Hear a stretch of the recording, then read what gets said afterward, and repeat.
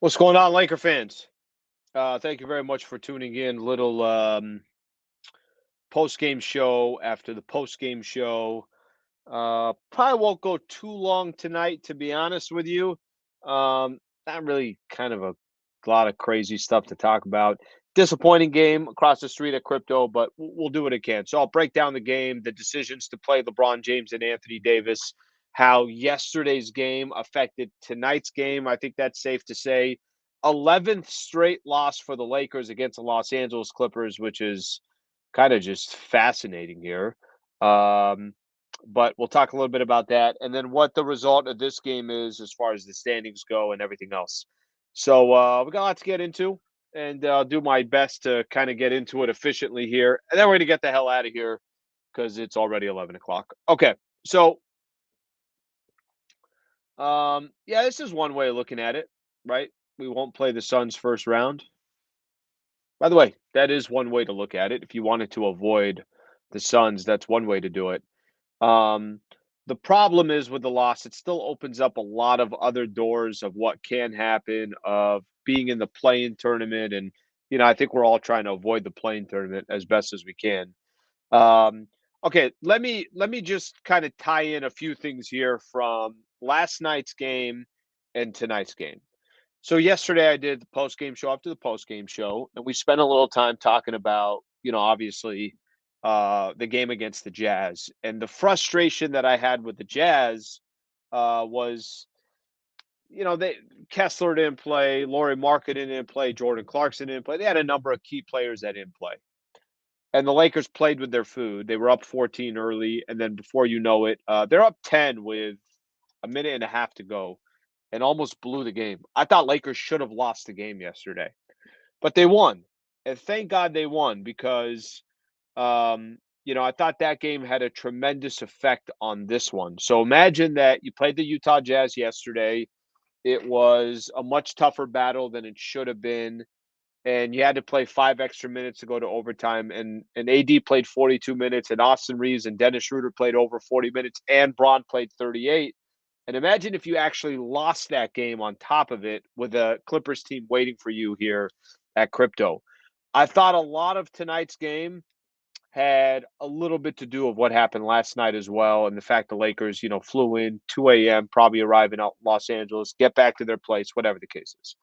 So last night's game definitely had its effect. Now, I'm not telling you this as an excuse because there's certain games on your schedule that will benefit you, and there's certain games on your schedule that will hurt you.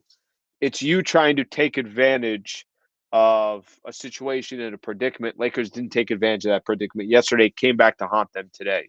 Let me give you an example of why this is not an excuse. It's more just indicating part of the reason why the Lakers lost. Um, Suns are going to come play the Lakers on Friday. Suns have a game tomorrow against Dallas, or I'm sorry, against Denver. And when that game's done, then they're going to come fly to LA, and they'll have to play a back to back. So the Lakers should have a little bit of an advantage on Friday. That's how the NBA schedule works. But I hated that game yesterday going into overtime and those players logging this many minutes. As far as tonight's game went, 125, 118, the final score. Right out the gate, I think the Lakers were down 15-3. So right out the gate, Clippers come out and are dominating the Lakers. They come all the way back and they actually take a lead. Troy Brown Jr. hits a three in the corner. Lakers take a lead 26-25. A lot of Laker fans, by the way, at the game. They just didn't have too much to cheer for. And the Lakers will go up 26-25. And then before you know it, Clippers will go on a run. Norman Powell's contributing. Kawhi is having his way. Terrence Mann gets a turnover and a dunk. And then before the half ends, Kawhi hits a step back three, and the Clippers go up 19 points.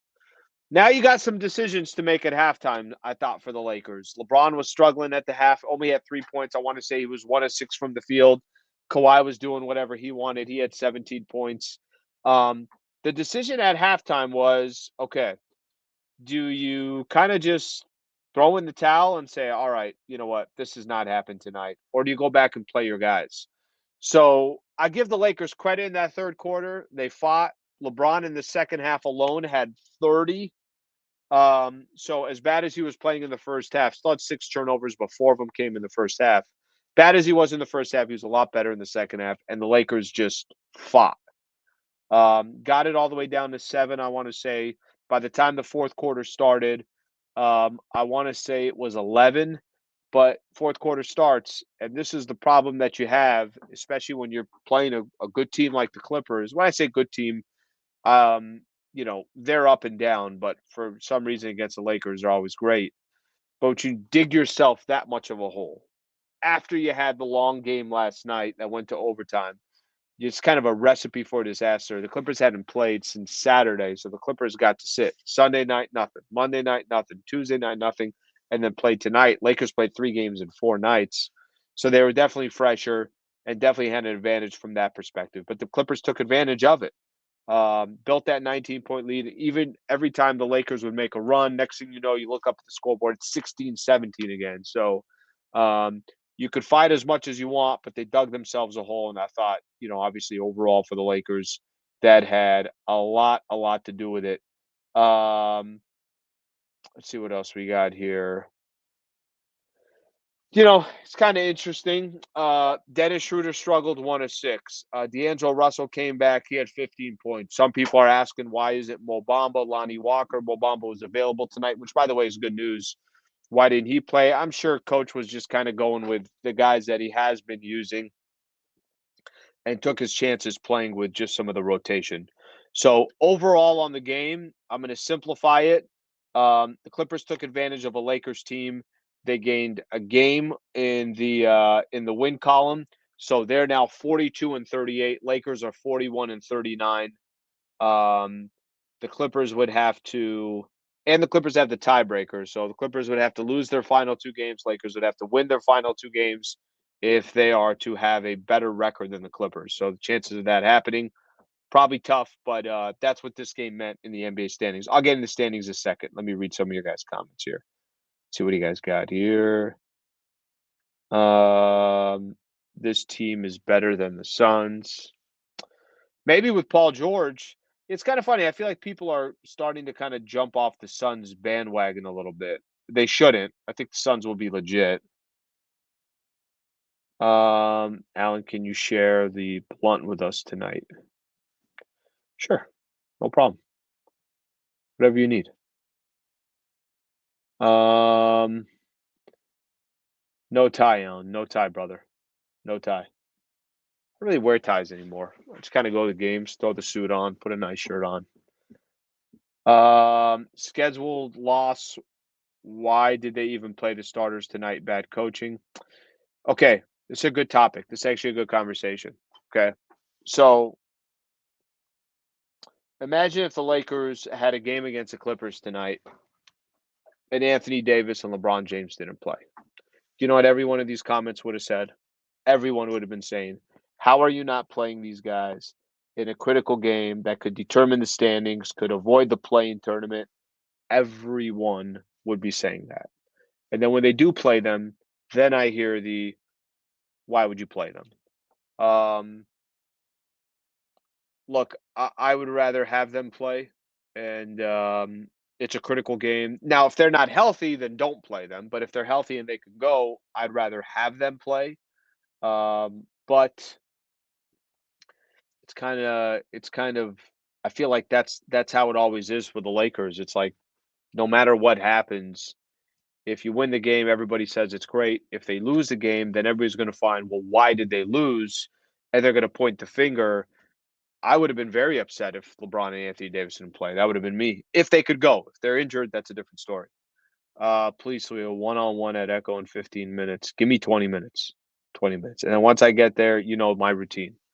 I have to stretch. Stretch takes 35 minutes. And then I got to do the layup drill. I got to get some layups going with my right hand, some layups going with my left hand. Then I got to run suicides, right? And then I got to stretch again, and then I'm ready. So give me like an hour and a half. Need an hour and a half. Damn embarrassing loss. I just believe that whoever we play in the first round will get to the second round. Okay. I'm so tired of losing the Clippers. If I see a Clipper fan in public, yeah, don't do that. That'd be idiotic. Let's see what we got here. No Lonnie, no Bamba. I mentioned that. Okay, I'm going to go back to this. Scheduling so bad. They had so much rest, and the Lakers coming off a 4-game road trip, including overtime last night. Clippers was resting for 4 days. Unfair. Guys, this happens all the time in the schedule. All the time. So I don't want people to start now pointing the finger at whoever schedules the games. This happens in the NBA. It happens in sports all the time. You got some that work to your advantage and some that do not work to your advantage. All right, let's see what we got here before I go into the standings. Sliwa, please tell me everything's going to be okay, even if you have to lie to me. David, I don't have to lie to you. I can tell you the truth. I think these will be fine. The one thing that I will say is this. This is the thing that this is actually a good transition to the NBA standings. Let's keep that line in there. I like when people say, Sliwa, tell me everything's okay. Okay, so there's still so many things that can happen that it's truly a little bit of a migraine. The Lakers are now in 7th, okay? So 7th place on the outside looking in. If the Golden State Warriors can just lose one of their final 2 games and the Lakers win both of their games, looks like the Lakers would fall into that number 6 spot, okay? Which sounds like every Laker fan, if you got to pick anywhere, they would prefer the 6. You get Sacramento Kings in the first round. You get Memphis or, one of these teams that came out of the play-in tournament in the second round. So I think that's what most Laker fans, if you said pick any path to, the Western Conference Finals, I think that's the path people would want most. However, if Golden State wins their final 2 games, Clippers handle, their business, win one of these final couple of games, then the Lakers would be slotted in the play-in tournament. And the question is going to be, will the Pelicans or the Minnesota Timberwolves move up on the Lakers? If the Lakers, let's say, hypothetically lose to the Phoenix Suns on Friday and the Pelicans win their final 2 games, Pelicans would move up. If Minnesota and the Lakers end up with the same record, Minnesota would move up because they have the tiebreaker. So there's still a lot that can happen here. They could end up in the 6th spot or they can fall back and, whatever can happen here. They just got to take care of their own business. The Phoenix game is what I find most interesting. The Phoenix game I find interesting because the Phoenix game is the game where I don't know if the Suns care to play all their players or not. They don't really have anything to play for here. So is the idea and the concept going to be, oh, yeah, absolutely, let's play everybody. They want a big matchup against the Lakers just because they want to see how they look against the Lakers. And then if they want to rest guys on Sunday, they can, their final game, and they still get another week off because the play-in tournament's going to be going on. So I can't figure out if the Suns will come swinging on Friday or not give a flying you-know-what on Sunday. Or, I'm sorry, on Friday. Wait and see. Y'all should be happy you avoid the Suns. Could be right there. Feel like Wenyen Gabriel is too small. He's an undersized big, but he plays with so much freaking heart that there's a lot of times that, he gets these opportunities because he's going to give all the effort that he's got. We ain't scared of no Clippers. I'm tired of everybody saying that. I don't think anybody's saying you're scared of the Clippers or we're scared of the Clippers, but they've won 11 games in a row on the Lakers. I don't think we could just ignore that.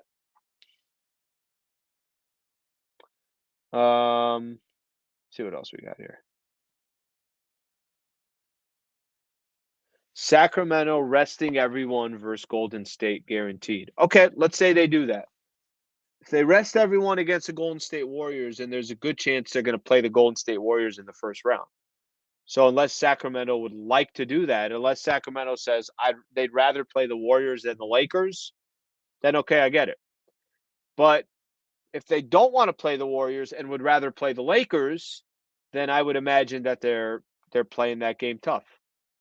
So that could be interesting. Clippers own us.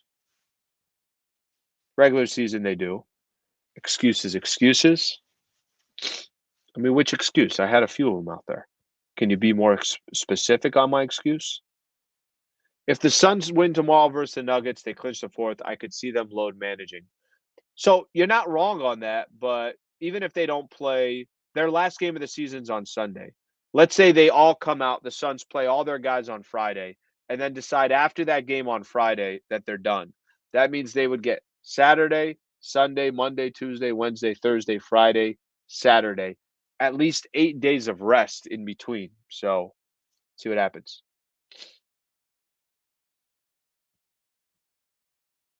Let's see what else I got.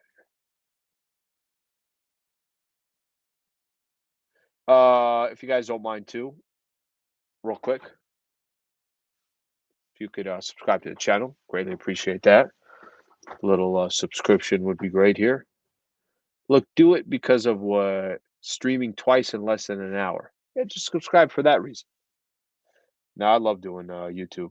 Love doing it. Been doing it for a long time. It really, really is awesome.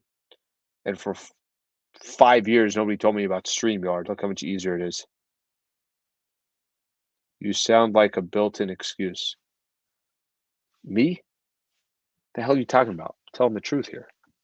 Truth is that they lost. Okay. So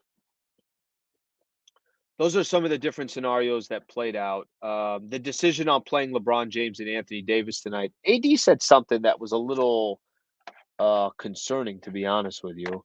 I can't play it in here because whatever, I can't play it. But he said something kind of to the effect, they said, "How are you feeling?" And he said, "Not great, but I'll be all right." So that was a little bit of a surprise. Um, that was a little bit of a surprise here. It really was. It was a little bit of a surprise just because um let me just give you my thoughts on this. I'm a firm believer on this. Was talking earlier on the show about it. If the guys are healthy, you play them. So AD had not played a back to back with the Lakers since November, and I thought he was going to play tonight. I also thought LeBron was going to play tonight, and the reason why I thought they'd play, first I was hoping that they would play, but second, I don't know. I just felt like with where the schedule is and how important it is to get some time off if you get to avoid the playing tournament, I thought that he was going to play. Um, they did. I hope it doesn't backfire. I don't know if it's the right way to put it, but I don't think there's anybody within that Lakers organization. If AD says, "Nah, guys, I'm not feeling great tonight. I don't think I could go," they're gonna say, "Okay, then don't go." Um, but obviously Anthony Davis did play. Braun did play as well. And as bad as Braun was in the first half, he was great in the second half. I mean, fantastic in the second half. So I was looking at the tankathon, the remaining schedule strength. There's the most games some teams have are three. Most of the teams now are down to just 2 games left. So here are the teams that you can kind of pay a little bit of attention to, that are within our, this conversation. New Orleans has 2 games left. Knicks, and how about they end the season against the Minnesota Timberwolves? So Minnesota and New Orleans will be fighting for some positioning in the playing tournament. I think that's interesting, but that's going to be going on Sunday. Oklahoma has 1 game against Memphis left, 1 game against Utah left. Golden State has 1 game against Sacramento, 1 game against Portland. The Sacramento, that one's on the road. I know that one's on the road. I don't know if Portland's on the road or home. Lakers have the Suns and obviously the Jazz. So you know, everybody's going to beat themselves up a little bit. Minnesota and Dallas apparently have. Dallas has 2 really easy games left: San Antonio, Chicago. So I think they need Oklahoma to trip up to get in. If not, I think Dallas will be left on the outside looking in, and we'll kind of see what happens from there. All